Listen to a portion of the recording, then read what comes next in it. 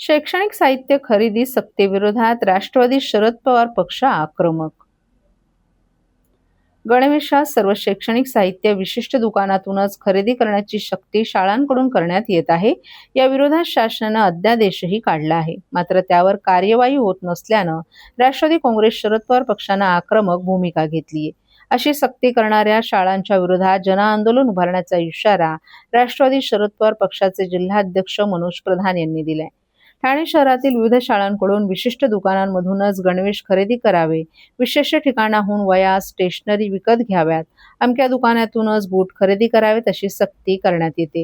ही सक्ती म्हणजे पालकांची लूटमार आहे. शाळांकडून निश्चित केलेल्या दुकानातूनच या साहित्याची किंमत बाजारभावापेक्षा दुप्पट असल्यानं पालकांना आर्थिक भुर्दंड सोसावा लागतो. याबाबत आपणाकडे अनेक पालकांनी तक्रार केली होती. त्यामुळेच अशा शाळांना धडा शिकवण्याचा निर्णय आपण घेतल्याचं प्रधान यांनी सांगितलं. 2004 मध्ये अशा सक्तीविरोधात राज्य शासनानं आदेश जारी केले होते. मात्र त्याची प्रभावी अंमलबजावणी झाली नाही. आता पुन्हा 15 एप्रिल रोजी या सक्तीविरोधात GR काढण्यात आला आहे. या GRचा आधार घेऊन राष्ट्रवादी काँग्रेस शरद पवार पक्षाच्या वतीनं ठाण्यातील राज्य शासन बोर्ड, CBSE, ICSE, IGCSE बोर्डाच्या सर्वच शाळांना पत्र देऊन सक्ती न करण्याच्या सूचना करण्यात येणार आहेत. त्यानंतरही या शाळांनी सक्ती केली तर राष्ट्रवादी काँग्रेस शरद पवार पक्षाचे कार्यकर्ते शाळांच्या समोर आंदोलन करतील, असा इशाराही मनोज प्रधान यांनी दिला आहे. शासनाने हा नवीन GR 15 तारखेला काढलाय. मी ती कॉपी राष्ट्रवादी काँग्रेसच्या कार्यकर्त्या उद्यापासून दर शाळेत जाणार आहेत आणि त्या GR मध्ये काय म्हणतात, SSE, ICSE, CBSE सगळे बोर्ड, या सगळ्या बोर्डांच्या पालकांना ज्यांची मुलं तिथे शिकतात त्यांना त्रास होतोय, पैशापोटी पैसा जातोय, वेळ जातोय आणि ट्रिमेंडस त्यांना त्रास होतोय. तर आम्ही दर शाळा, अगदी सुलोचनादेवी सिंघानिया असो, ज्ञानोदय असो, सगळ्या शाळांमध्ये आमचे कार्यकर्ते माझं वैयक्तिक पत्र घेऊन जात आहेत. त्याच्या मागे तो GR असेल. त्या GR मध्ये असंही म्हणतात की हा GR नोटीस बोर्डवर लावण्यात यावा, म्हणजे पालकांना पण कळावं की हे आता कंपल्शन नाही. आणि आम्ही माझ्या पत्रामध्ये काही नंबर्स देतोय. जर कुठल्याही शाळेने हे कंपल्शन ह्याच्या पुढे जर चालवलं तर आम्ही शाळेच्या गेटवर आंदोलन करू.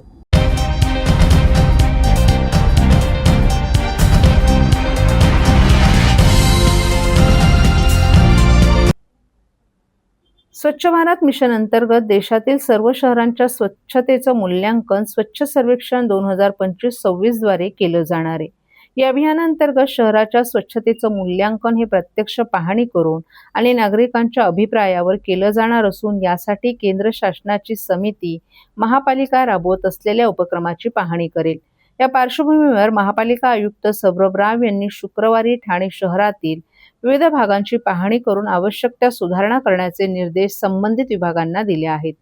स्वच्छ सर्वेक्षण हे अभियान संपूर्ण महाराष्ट्रात 27 एप्रिल पासून सुरू होणार आहे, तर भारतामध्ये याची सुरुवात 25 एप्रिल पासून सुरू झाली आहे. या पार्श्वभूमीवर पालिका आयुक्त सौरभ राव, अतिरिक्त आयुक्त संदीप माळवी, प्रशांत रोडे, मुख्य पर्यावरण अधिकारी मनीषा प्रधान, उपायुक्त मधुकर बोर्डे आदी विविध विभागांच्या अधिकाऱ्यांसमोर आयुक्तांनी पाहणी केली.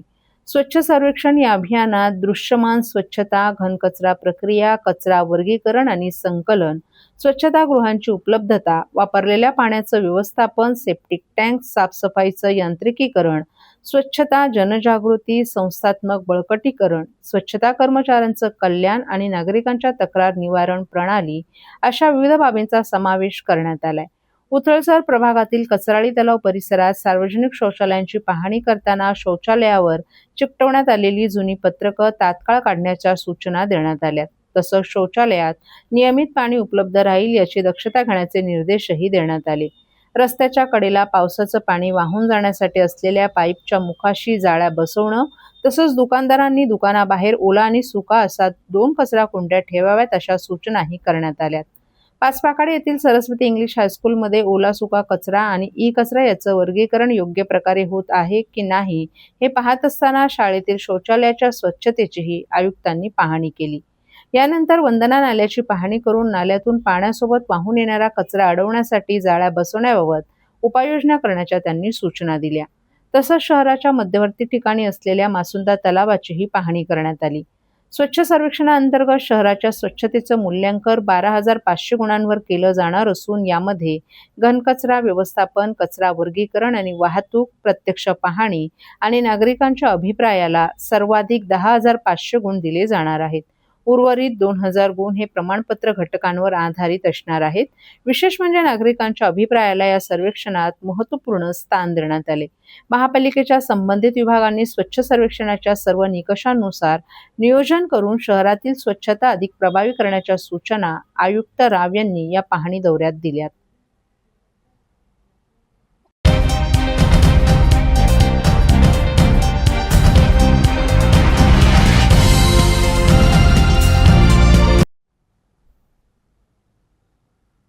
कोपरीतील मलनिस्सारण प्रकल्प ठरला पांढरा हत्ती. भ्रष्टाचारामुळे ठाणेकरांच्या पैशाची लूट, आमदार संजय केळकर यांचा आरोप.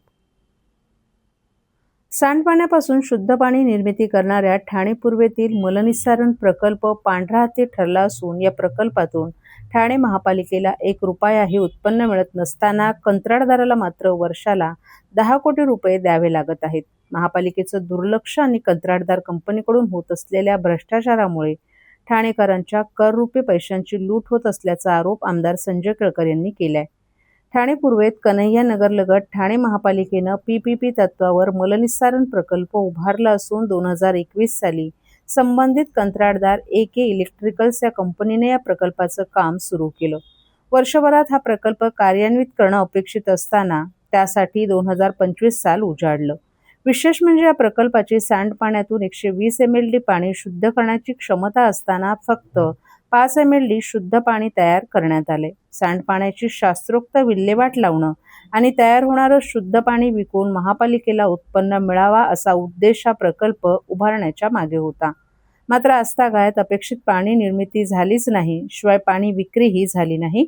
उलट महापालिकेला आज दरवर्षी कंत्राटदार कंपनीला नाहक 10 कोटी रुपये द्यावे लागत आहेत. ही ठाणेकरांच्या कररुपी पैशांची लूट होत असल्याचा आरोप आमदार संजय केळकर यांनी केलाय.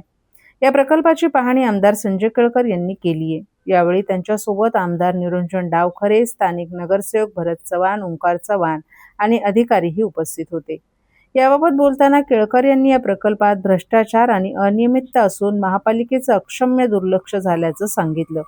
या प्रकरणी केंद्र सरकारनं 90 कोटीचा दंडही ठोठावलाय, तर घेतलेल्या कर्जावर 9 कोटी एवढं व्याज भरण्यासाठी कंत्राटदार कंपनी टाळाटाळ करत असून कंत्राटदार आणि महापालिका एकमेकांवर जबाबदारी झटकण्याचा प्रयत्न करतायत. 120 mld क्षमतेच्या प्रकल्पातून फक्त 5 mld पाणी शुद्ध होत असल्यानं कंत्राटदारांच्या क्षमतेवरच संशय निर्माण होत आहे. शिवाय प्रक्रियेतून निर्माण होणारा गाळ जवळच्याच नाल्यात आणि कांदळवनात टाकला जातोय. परिणामी ठाणेकरवाडी आदी परिसरात पावसाळ्यात पाणी शिरून नागरिकांचे अतोनात नुकसान होत आहे, तर कांदळवनही नष्ट होण्याच्या मार्गावर असल्याची माहिती केळकर यांनी माध्यमांना दिली आहे.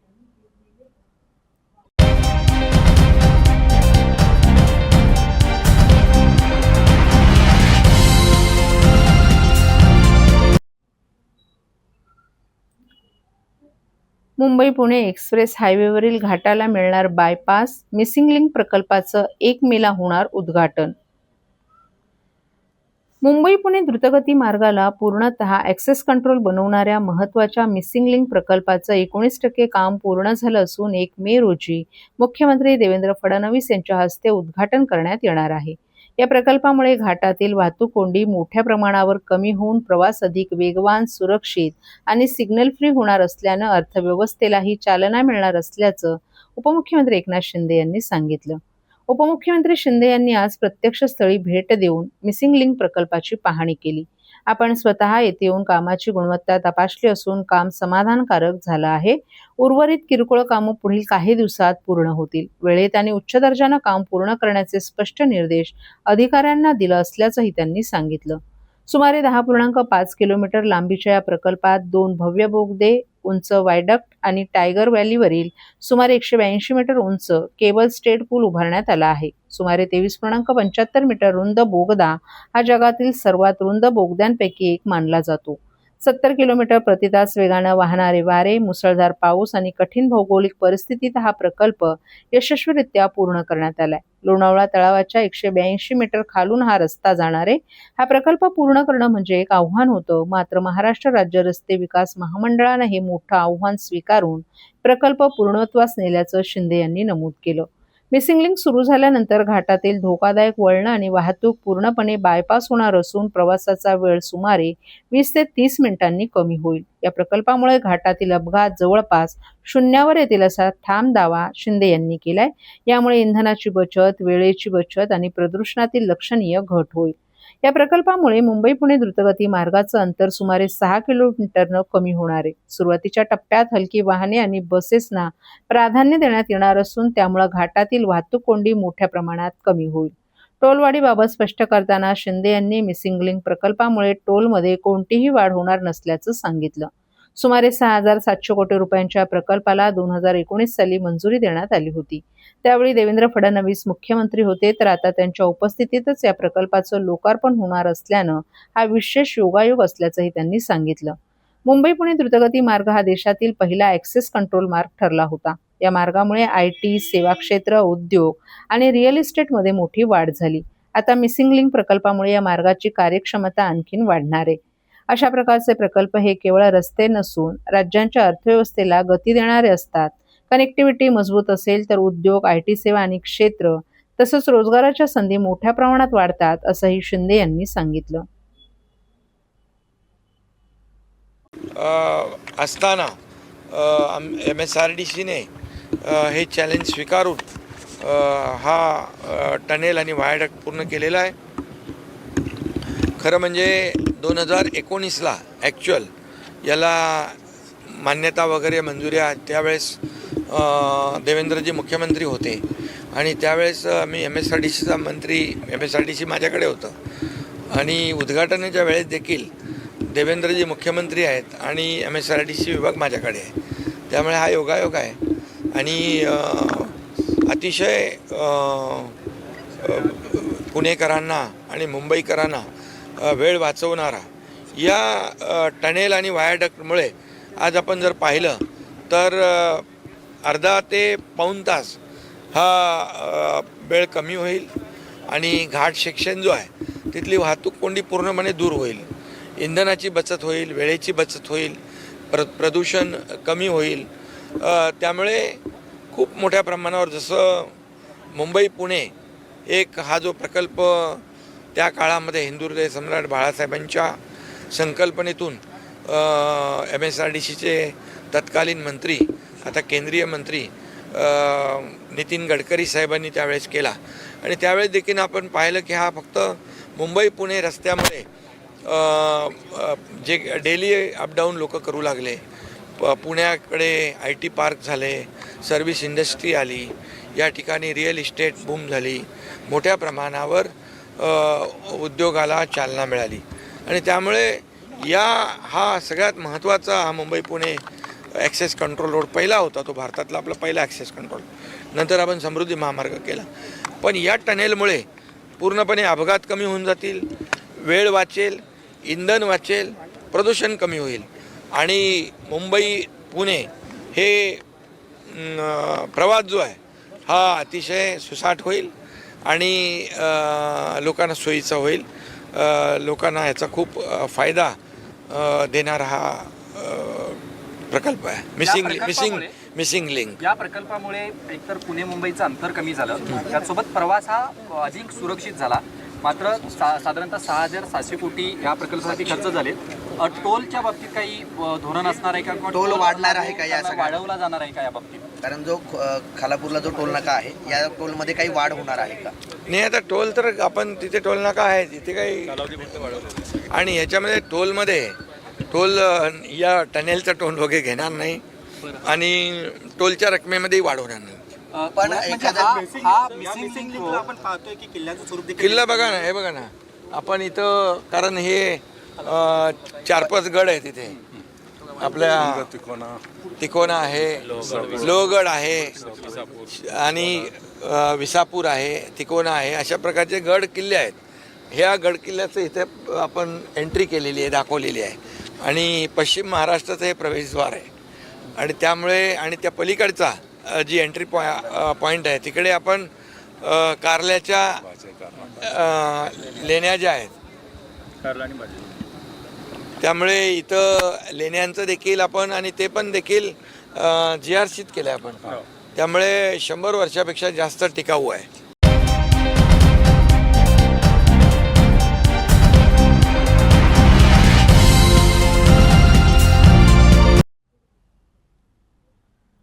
रिक्षा परवान्यासाठी मराठी भाषा सक्तीची करण्याचा राज्य शासनाच्या निर्णयाला विरोध करणाऱ्यांना महाराष्ट्र नवनिर्माण सेनेनं आपल्या खास आक्रमक शैलीत चोख प्रत्युत्तर दिले.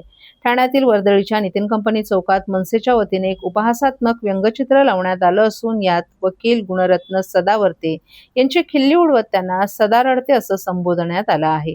या लक्षवेधी बॅनरबाजीमुळे ठाण्यातील राजकीय वातावरण चांगलंच तापले. राज्य शासनानं परिवहन विभागामार्फत रिक्षा चालकांना नवीन परवाना मिळवण्यासाठी मराठी भाषा येणं अनिवार्य केलं. या निर्णयाचे राज्यभरातील मराठी नागरिकांकडून जोरदार स्वागत होत आहे. मात्र गुणरत्न सदावर्ते यांनी याला कडाडून विरोध करत परप्रांतीय रिक्षा चालकांची बाजू घेतली होती. त्यांच्या या भूमिकेला उत्तर देण्यासाठी मनसेच्या स्वप्नील महिंद्रकर यांनी हे व्यंगचित्र प्रसिद्ध केले.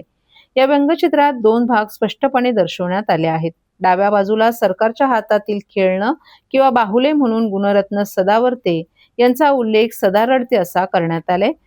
त्यांच्या मागे सामान्य मराठी बांधव मारण्यासाठी धावत आहेत असं दाखवण्यात आले. तसंच आधी स्वतःचे डोलणारे बैल सांभाळा असा खोचक टोला त्यांना लगवण्यात आलाय.